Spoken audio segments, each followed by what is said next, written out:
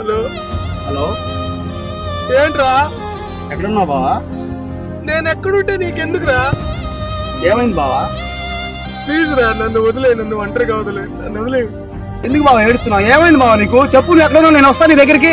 సరే రా, నా జొన్న తేడుగానే ఉన్నారా. సరే, నువ్వు అక్కడే ఉండి వస్తున్నా నేను.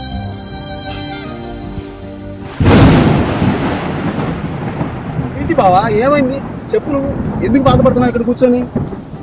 ఏంటంటే ఏం చెప్పను రా, డాక్టర్ గారి దగ్గరికి వెళ్ళాను రా. నీ ఆరోగ్యం ఏం బాగోలేదు, చాప మందు తీసుకోమన్నారు రా.